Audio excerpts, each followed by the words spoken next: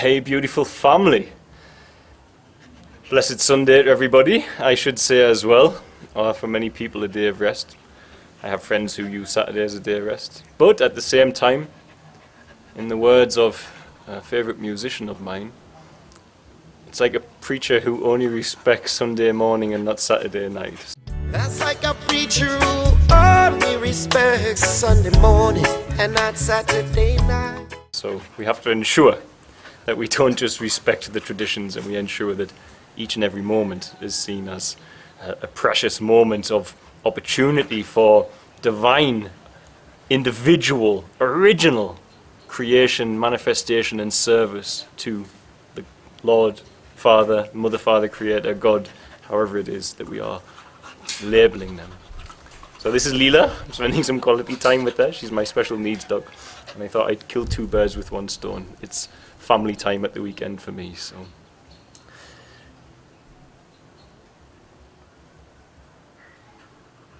today somebody wrote me, and they wrote me out of love, and I'm very grateful for everybody who writes me, whatever the message is. And they were writing me again about my previous sharings in the past about the reality that I see in the layers of spiritual texts like the Bible, and how I can clearly, as a man now, determine what works for me from taking information from and teachings and lessons from what is written in such a text. But I was being told that I was doing it wrong, basically. And first of all, it's all in love to this person. It's nothing, and to all people who do it to me. I know you're coming from a place of love and you're concerned, perhaps, etc. But you'll know them by their fruits. And even if my theology is not set and I'm not perfect at it, then I'm still producing half-decent fruits with my life. So I'm on the right track, and it's up to me to find my own way.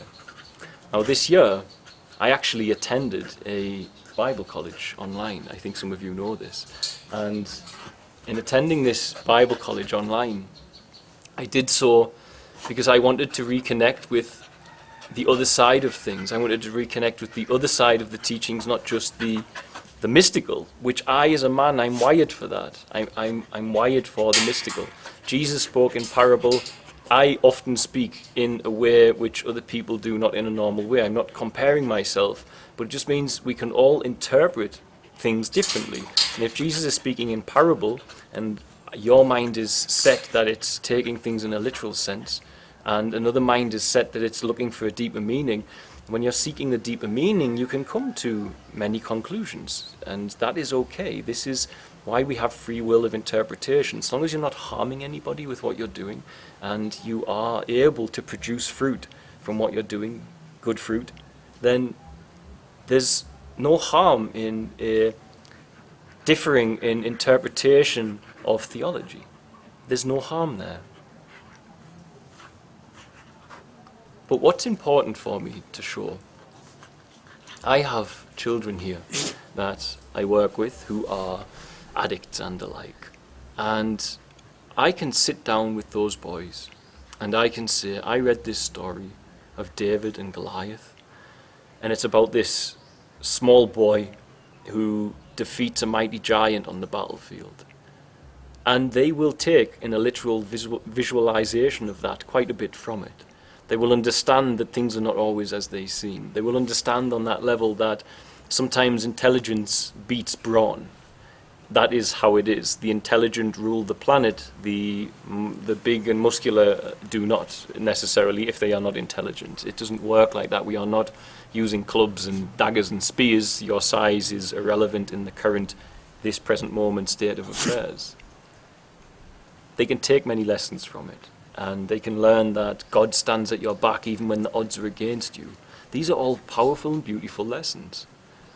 But I can also then come to them with another lesson. Even if I don't teach this lesson to anybody, I don't say it to the children. But what I can do is I can know my own internal lesson from the story of David and Goliath, and I can use that to navigate the healing of the children that God entrusts into our care. And by that, what we can look at is what do they need to be able to get free from the internal workings that are creating the harm to them. So what does that have to do with David and Goliath? I've said it before, but I want to pull this right in and show it. And I think I will only explain myself on this topic one more time, because for those who have ears to hear, let them hear.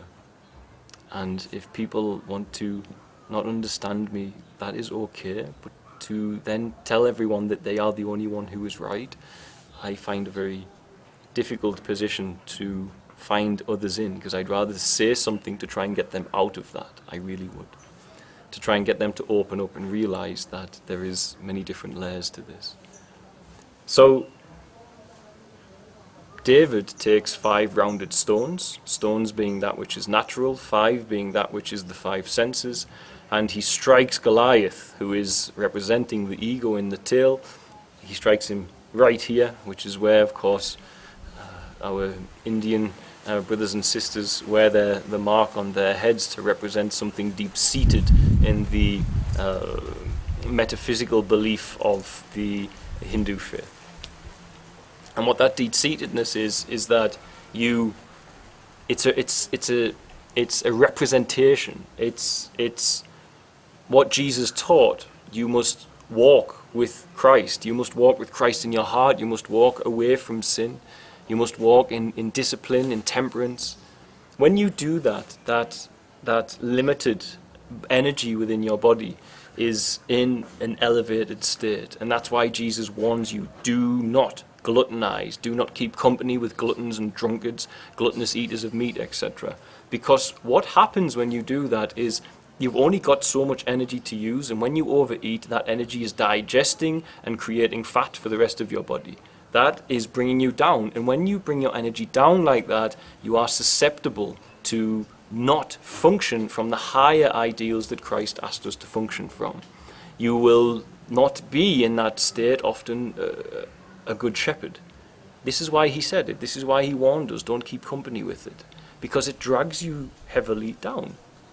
And by overcoming the 5 senses, overcoming those things that make us burn the limited beautiful gift that is the life force within us that God provided and breathed into us, instead of burning that and using it for sensory pleasure, as most are doing, you retain it and maintain it. And that is represented in the story of overcoming Goliath by striking the Goliath on the brow, which is that area where we are symbolically said to be able to speak to God from, by having ourselves in a state of spirit.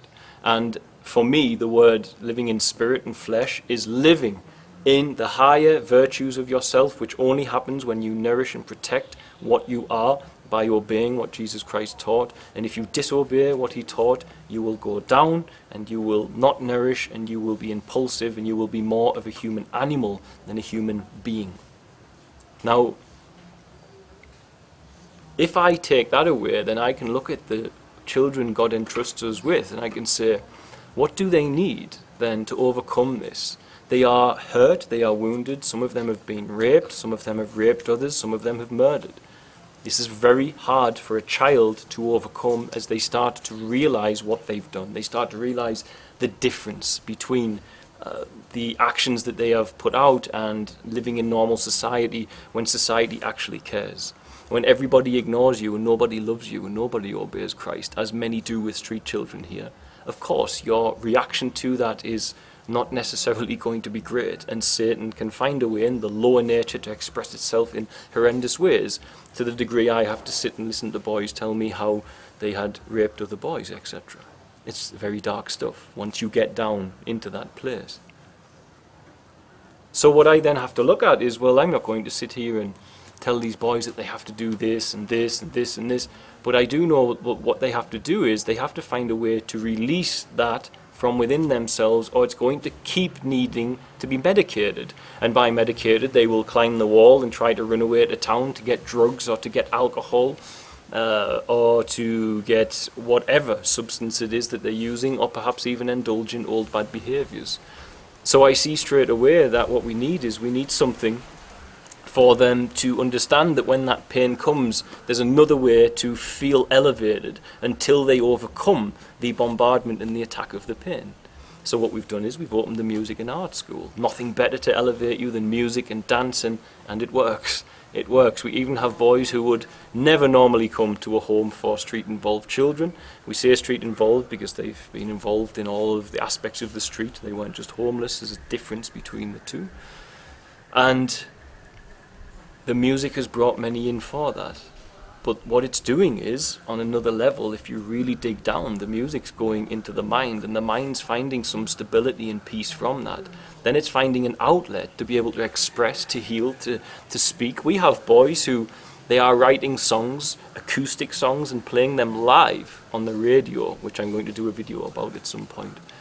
We have boys that are really flying after 2 years of the music school, like healing, unbelievable, expressing into the world their healing, even singing on behalf of those other boys who are yet to be found on the street, that others please reach to them, others please give them a chance. They are now carrying a message. They're not only healing, they're trying to heal others. And you can see, if you don't look at things in that sense, then that story has many benefits to a child, but at the same time understanding that there is this other aspect going on, where something has to give way for someone to feel a release and to feel close to God, to get away from that destructive, self-destructive nature that is going to run into addiction, etc. Then this is why these parables exist. And this is why I will never again allow myth to become history in my life. And if you interpret some historical events to be myth as well, you'll understand that they don't then cancel one another out.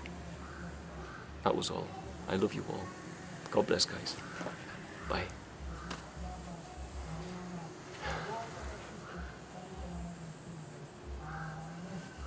Thanks for watching. Don't forget to like, share and subscribe, as it really helps us to grow the channel and with it help more children here in Tanzania. Also, don't forget you can support our work by sharing with children in crisis here, be it sharing for a particular need or even sharing one-on-one support for education, housing, food and medical care. It can be done for as little as the cost of a cup of coffee a week back in the West after all. Just visit www.sharetanzania.co.uk to find out more. Lastly, remember you can also support us via Patreon, www.patreon.com/featherstail, and help keep us here in Tanzania to continue our work. The links for the website and for the Patreon are in the description box of this video. Love and light, guys. See you soon.